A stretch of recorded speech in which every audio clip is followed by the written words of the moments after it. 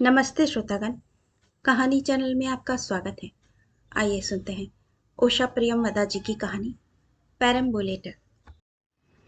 तब कालिंदी की नई नई शादी हुई थी। एक शाम को वह परमेश्वरी के साथ घूमने गई और बाजार में इधर उधर दो चक्कर लगाकर वे बाद में पार्क में एक बेंच पर जा बैठे।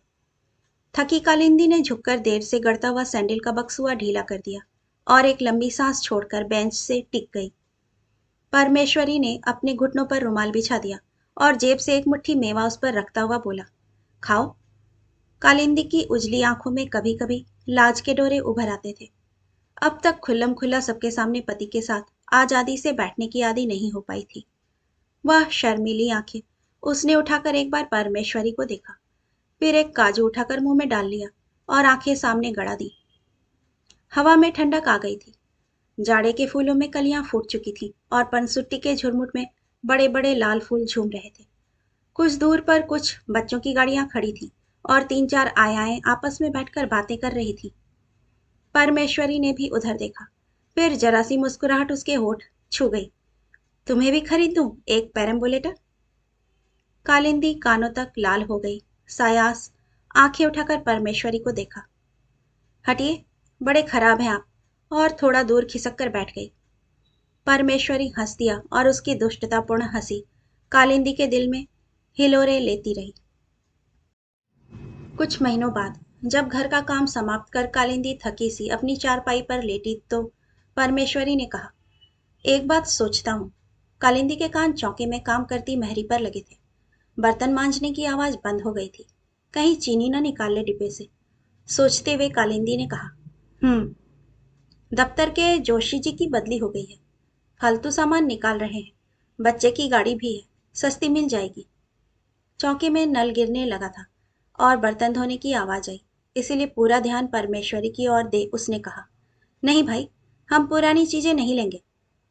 तो फिर जाने दो, मैंने तो वैसे ही कहा था। यह कहकर परमेश्वरी चुप हो गया। कुछ देर चुप रहने के बाद कालिंदी ने कहा, एक बात हो सकती है, वो रुपए रखे हैं ना, उनसे नई खरीद ले। बिना उत्साह दिखाए परमेश्वरी बोला, रहने दो, तुम तो कानों के लिए कुछ बनवाने को कह रही थी। पर कालिंदी उठकर बैठ गई थी। उसकी आंखें उत्साह से चमक उठी। ओह, बाली बुंदों का क्या होगा, हम तो गाड़ी ही लेंगे। एक चीज हो जाएगी घर में। रुपयों का तो पता ही नहीं लगता जाने कहाँ खर्च हो जाते हैं। सुनिए ना, तो कल ही चलकर ले लें। उसकी अधीरता पर परमेश्वरी को हंसी आ गई। कल क्यों, चलो आज ही खरीद लें, अभी दुकान खुली ही होगी। आपको तो बस हंसी ही सूझती है। जाइए, हम नहीं खरीदते गाड़ी आड़ी। बस खुश। और कालिंदी रूठ गई और रूठी ही रही। परमेश्वरी के कई बार कहने पर भी गाड़ी पसंद करने नहीं गई। लाचार परमेश्वरी अपने आप ही खरीद लाया। तब लाख प्रयत्न करने पर भी रोकने से कालिंदी की आंखों से हंसी फूट पड़ी। जल्दी जल्दी उसे चारों तरफ से देख डाला, फिर मुग्ध होकर बोली, कैसी प्यारी है, कैसा अच्छा सा रंग, कैसे पहिए, कैसे सुंदर हुड। अब तो इसके नाप की गद्दी बनानी पड़ेगी, है ना? और उस क्षण परमेश्वरी को लगा कि अब जीवन में उसे कुछ और नहीं चाहिए। उसने आसमान छू लिया है। पुलकित कालिंदी और आने वाले शिशु की प्रतीक यह गाड़ी अब कुछ दिन बाद इसमें लेटा नन्हा मुन्ना घर में परिवर्तन ले आएगा। उसी की आवश्यकता पर दोनों की नई चर्या बनेगी। फिर बैठना सीखकर इसमें से झांका करेगा। सारे घर में उसकी हंसी, उसकी किलकारियां प्रतिध्वनित हुआ करेंगी। और गाड़ी का हैंडल पकड़े कालिंदी सोच रही थी, अब मैं इसमें नाप की गद्दियां सीऊंगी, छोटे छोटे तकियों पर रंग बिरंगे फूल बनाऊंगी।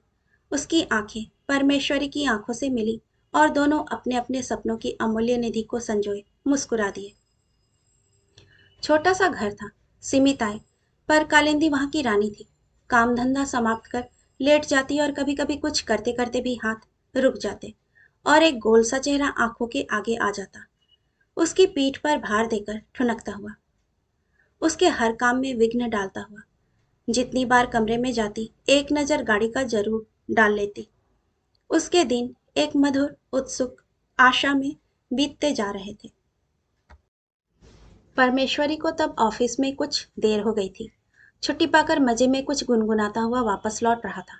घर के बाहर बरामदे में साइकिल टिकाकर ज्यों ही दरवाजे पर हाथ लगाया, अंदर से खुल गया। दरवाजे पर पड़ोसी केशव बाबू की लड़की थी। उसे देखकर बोली, अम्मा के संग भाभी अस्पताल गई है। आप जैसे ही आए वैसे ही जाने को कहा है। कुछ देर चुप रहकर परमेश्वरी ने यह बात ग्रहण की। फिर कहा, अच्छा जाता हूँ। चंदा ने कहा, नाश्ता कर लीजिए, भाभी निकाल कर रख गई हैं। परमेश्वरी भूखा था, मगर कहा, नहीं, पहले वहां हुआ हूं। परमेश्वरी ने साइकिल उठाई, तेजी से पैर चलाए और आगे बढ़ा। एक और तो उसे आह्लाद पुलका जाता था, दूसरी ओर कई चिंताएं थी। माँ को बुलाया था, वह आ नहीं पाई थी। पता नहीं कालिंदी कैसी होगी। अस्पताल पहुंचकर उसने इधर उधर पता लगाया। तब चंदा की माँ आई। परमेश्वरी को देखकर उन्होंने तुरंत आंचल आंखों पर रखकर ऊ ऊ करना शुरू कर दिया। हकलाकर परमेश्वरी ने पूछा, क्या बात है? तब उन्होंने बताया कि कालिंदी ने एक मृत कन्या को जन्म दिया है। कालिंदी फिर धीरे धीरे सिसकने लगी थी। परमेश्वरी ने मुट्ठियां भींच ली और निश्चेष्ट पड़ा रहा। बगल की कोठरी से कुछ खटपट की आवाज आ रही थी। फिर रानी का बच्चा रो पड़ा और रानी उसे चुप कराने लगी। परमेश्वरी लेटे लेटे सब कुछ सुन रहा था। एक भारी पत्थर सा दिल पर रखा था और कालिंदी है कि रोती ही जा रही थी। परमेश्वरी ने हाथ बढ़ाकर उसका हाथ पकड़ लिया और कहा, चुप हो जाओ, क्या बचपना करती है। कालिंदी चुप रही। बच्ची गई तो गई ही, ऊपर से नाते रिश्तेदार, टोला पड़ोस, सास ननद, सबने थोड़ा दुख मनाकर बाद में कहा, चलो भगवान की इच्छा, लड़की ना रहने का क्या दुख है। परमेश्वरी के गले की फांसी बन जाती, पाप ही कटा। पर कालिंदी क्या करे। वह नन्हे नन्हे कपड़े, वह नरम तकिए, वह धुली धुली चादरें और कमरे के कोने में खड़ी गाड़ी, हर एक चीज किसी की प्रतीक्षा में। परमेश्वरी यह सब क्या समझेगा। वह तो खुलकर चीख कर रो भी न पाई। उसके निरंतर उदास रहने पर ही सास ने कह दिया, मेरे 10 बच्चों में 6 जाते रहे, मैंने तो ऐसा दुख कभी नहीं मनाया। बरामदे में बैठी अपने लड़कों को तेल लगाती रानी ने कहा, अरे अम्मा, हम भला बाल बच्चों की क्या ममता जाने, इनकी तो सारी बातें निराली हैं। कालिंदी चुप रही। अपने 2 महीने के बच्चे को एक सूती चादर में लपेटकर मेहतरानी दरवाजे पर उसे लिटा काम करने लगी तो कालिंदी एक क्षण उस बच्चे को देखती रही। तेल से तर बाल, कानों तक काजल लगी, बंद आंखें, चिपटी नाक, छोटे छोटे अंग, गुलाबी हाथ और सिकुड़े सिकुड़ाए पैर। कालिंदी ने जाकर बक्स खोला और अपने बनाए कपड़ों की गठरी ले जाकर बिना कुछ कहे मेहतरानी को दे दी। छलछलाती आंखें लेकर अपने कमरे में पड़ी रही। आशीषें देती हुई मेहतरानी जब एक एक कपड़ा खोलकर देखने लगी तो पुकार कर माँ को सुनाते हुए रानी ने कहा, हमारे लल्लू के लिए तो एक टोपा भी ना बुना गया उनसे। चौके में सास रानी के पसंद की तरकारी बनाने गई थी, वहीं से देख रही थी। उत्तर में उन्होंने पानी की एक बाल्टी जोरों से खड़काई और कढ़ाई उतारकर खट से जमीन पर पटक दी। कालिंदी सुन रही थी। फिर एक दिन रानी ने गाड़ी पर अपने लल्लू की गद्दी बिछाई और अपने नौकर के साथ घूमने भेज दिया। फिर गाड़ी अपनी कोठरी के सामने ही खड़ी करवा ली। अब उस पर लल्लू का राज था। उसी का हैंडल पकड़कर खड़ा होता और एड़ियों के बल उचकता रहता। अगर कभी लुढ़क कर नीचे जा गिरता तो उसकी नानी लपक कर उसे उठाती और कहती, यह मरी नास पीटी गाड़ी लल्लू का प्राण ही ले लेगी। अपनी बड़ी बड़ी आंखों से कालिंदी सब देखा करती। भाभी को देखने आई हुई रानी ने जब 1.25 महीने बाद चलने की तैयारी की तो परमेश्वरी उसे पहुंचाने जा रहा था। सामान बटोरते हुए उसने पूछा, हाँ भैया, ये गाड़ी कैसे चलेगी? परमेश्वरी ने कहा, बुक करा लेंगे।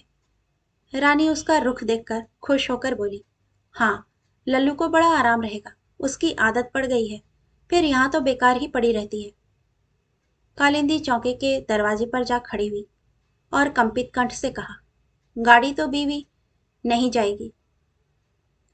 रानी और परमेश्वरी ने चौंक कर उसे देखा और कुछ अप्रतिभ होकर रानी बोली, लल्लू के लिए।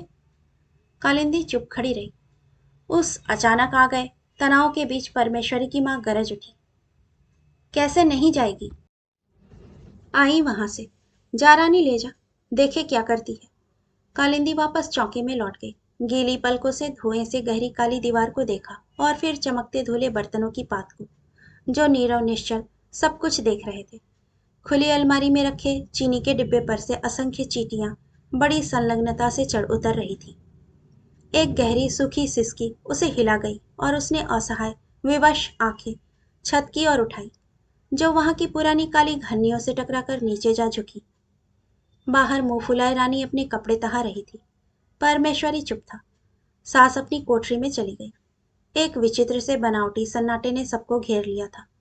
परमेश्वरी को कालिंदी पर क्रोध आ रहा था। घर का मालिक वह था, उसे बीच में बोलने की क्या पड़ी थी। रानी को बेकार ही नाराज कर दिया। गाड़ी ले ही जाती तो क्या था।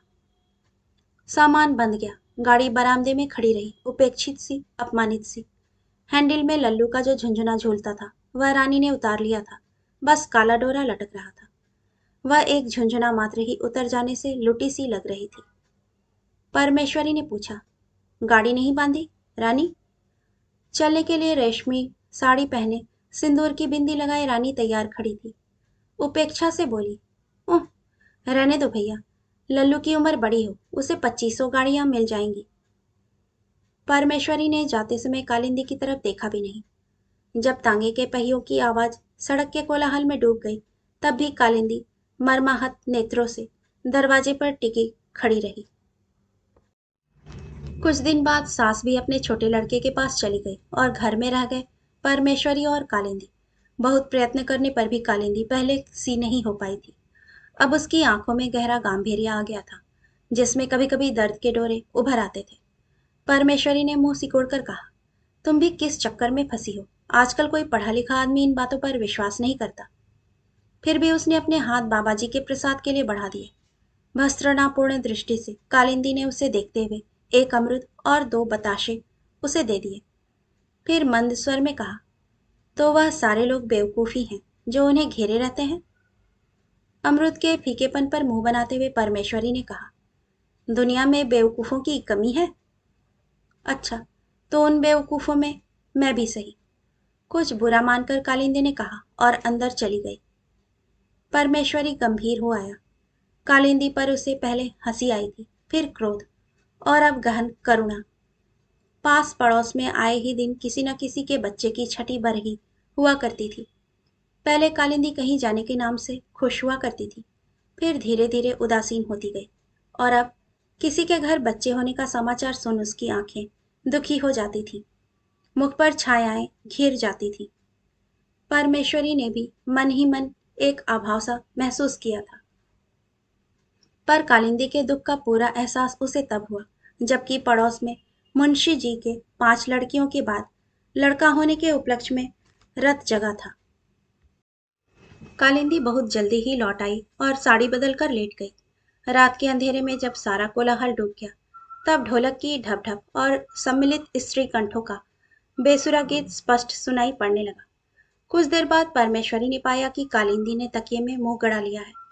उसके पुकारने पर भी वह चुप रही और नीरव क्रंदन से उसका शरीर कांपता रहा। परमेश्वरी ने धीरे से बहलाते हुए कहा, क्या बात है? बताओ। तब कालिंदी ने पतले कांपते और तीव्र स्वर में कहा, तुम क्या जानो, तुम क्या समझो, सुनना तो मुझे पड़ता है। परमेश्वरी चौंक सा गया, फिर कहा, क्या सुनना पड़ता है? कौन तुमसे कुछ कहता है?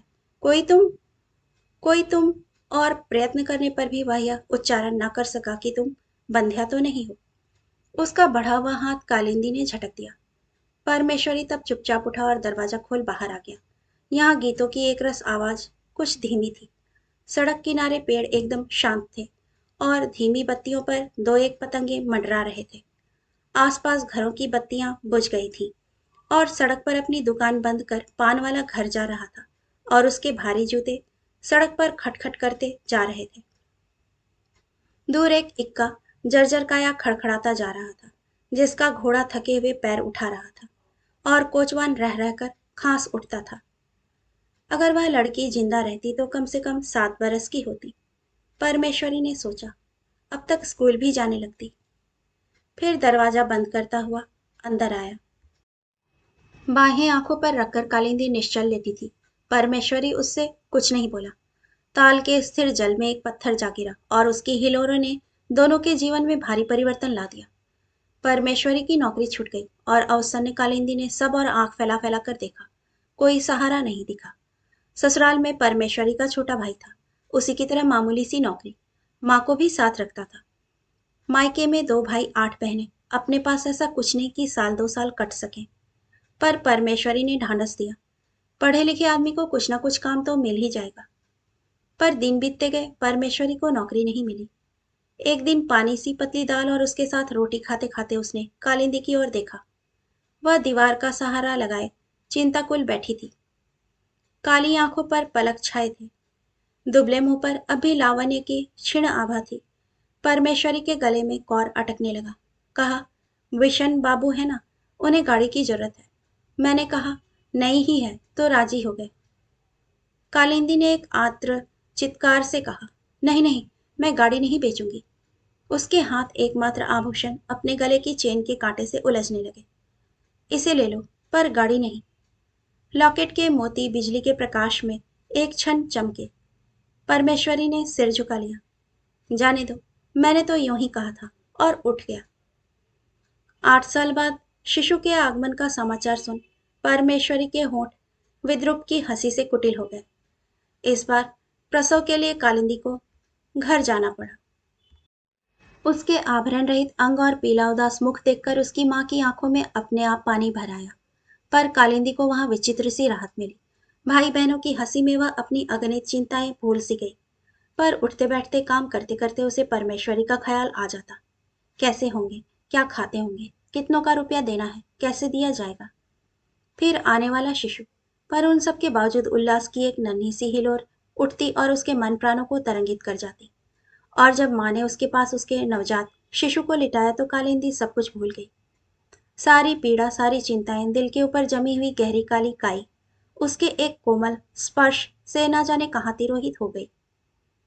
उसने धीरे से बच्चे के काले बालों को उंगली से छुआ और उसकी आंखें देखकर पास बैठी बहन को लगा जैसे स्वच्छ जल पर चांद की किरणें फिसल गई हों। बच्चा निवाड़ के पुराने पालने में लेटा रहता था। कालिंदी को लगता कि अगर गाड़ी होती तो कैसा अच्छा रहता। वह भी हैंडल में एक रंग बिरंगा खिलौना लगा देती और बच्चा अपनी काली काली पुतलियों से उसे देखता रहता।